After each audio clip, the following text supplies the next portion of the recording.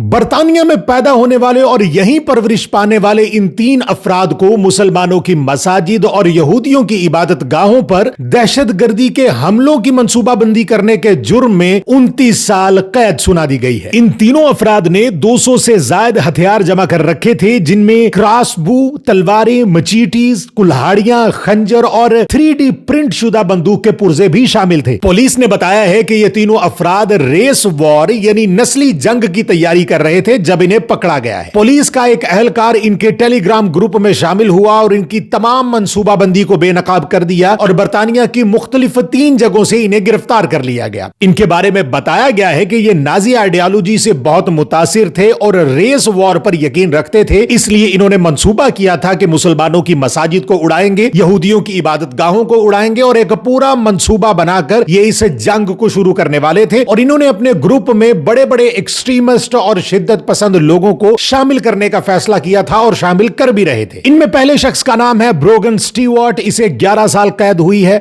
उसके बाद दूसरा है क्रिस्टोफर रिंगरोज, इसको 10 साल कैद हुई है। उसके बाद मार्को पिट्जेटो है, जिसे 8 साल की कैद सुनाई गई है। पुलिस के एक खुफिया अफसर ने इस बारे में इंकशाफ किया है कि इनमें जो स्टीवर्ट है उसने एक ग्रुप में यह बात कही कि मैं सिर्फ बातें करने वाले ग्रुप से तंग आ गया हूं, अब अमल करने का वक्त है, अब मुझे ऑपरेशन करना है। फरवरी 2024 में काउंटर टेररिज्म फोर्स ने इनको गिरफ्तार किया और उसके बाद से अब तक इनका ट्रायल चल रहा था, जिसमें इनकी तरफ से पेश होने वाले काउंसिल ने मौकफ अपनाया कि ये जो कुछ भी कर रहे थे ये ख्याली था, इनमें कोई भी मंसूबा या ऑपरेशन कमिट नहीं हुआ, लेकिन ये सब कुछ जो कर रहे थे वो ख्याली था। लेकिन अदालत ने इस मौकफ को रिजेक्ट कर दिया और ये कहा कि ये ख्याली मंसूबाबंदी बेशक कर रहे थे, लेकिन अगर इन्हें छोड़ दिया गया तो ये मुआशरे के लिए खतरनाक साबित हो सकते हैं, इसलिए इन्हें तवील सजाएं दी जाएंगी और उसके बाद 8 साल से लेकर 11 साल तक इनको सजाएं सुना दी गई हैं। इस्लामोफोबिया में फंसे हुए लोगों से यही कहना बनता है कि दहशतगर्दी का कोई मजहब नहीं होता, वो कहीं से भी परवान चढ़ सकती है। आपका इस बारे में क्या कहना है,